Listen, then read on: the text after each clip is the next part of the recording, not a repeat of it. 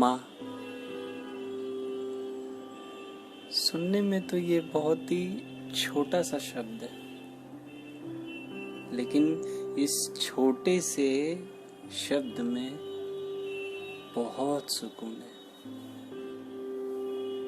इतना सुकून कि आप दिन भर की थकान को भी यूं चट से भूल जाएंगे।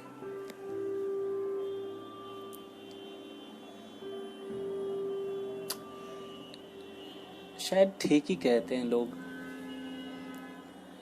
ईश्वर से पहले माँ। आखिर माँ होती क्या है? क्या ये कोई जानता है, समझता है, या माँ को ही कोई समझता है, जानता है? कोई नहीं। कोई भी एक बिल्कुल हो ही नहीं सकता। वो भगवान तक भी नहीं समझ सकते। माँ भले बच्चों को समझे, पर माँ को कोई नहीं समझ सकता।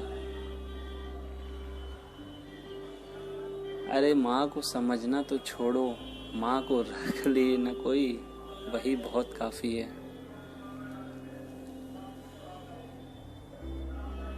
माँ अपने बच्चों को बखूबी समझती है। उन्हें कोई लालच नहीं होता किसी भी तरह का कि उन्हें चाहिए। उन्हें बस एक चीज चाहिए होता है, मेरा बच्चा केवल खुश रहे, हंसता रहे, मुस्कुराता रहे। माँ के लिए तो हम सब मिलकर भी जितनी कोशिश कर लें उन्हें सारी चीज देने की, वो बहुत कम है। अगर हम लोग 2 शब्द भी कह देना माँ के लिए तो वो भी कम है। हाँ, शायद माँ का तो दिल जानते ही हैं आप सब। शायद माँ जरूर खुश हो जाए, वो जरूर ये कहेगी, बेटा मैं बहुत खुश हूँ। लेकिन असल मायने में उनके ममता को या उनके प्यार को वो 2 शब्द तोल ही नहीं सकते यार। कभी नहीं, कभी तोल नहीं सकते। खैर,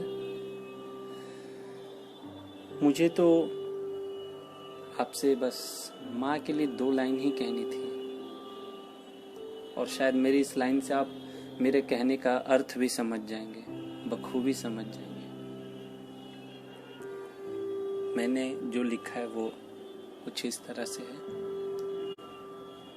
दर बदर भटके संसार ईश्वर की तलाश में,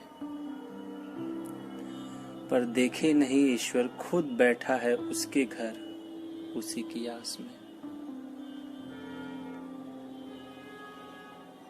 लगाए भंडारा पूरे संसार में,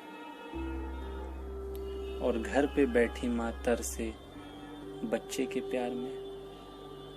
अरे छोड़ दे भाई, अब लक्ष्मी की पूजा करना क्यों पड़ा है लक्ष्मी जी की आस में, जबकि असली लक्ष्मी बैठी खुद है तेरे आवास में।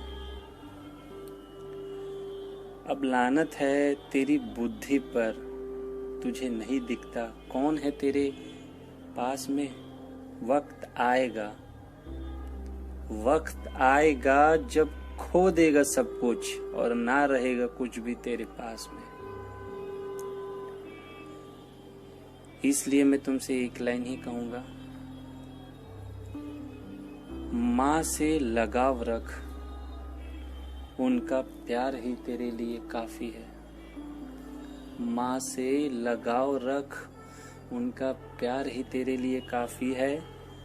माँ के बिना मेरी नींद अब भी बाकी है।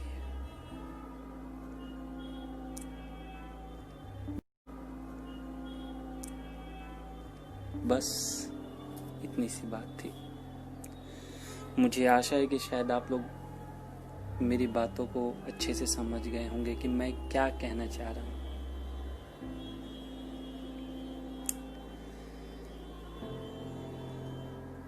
Love you all, love you माँ, लव यू सो मच।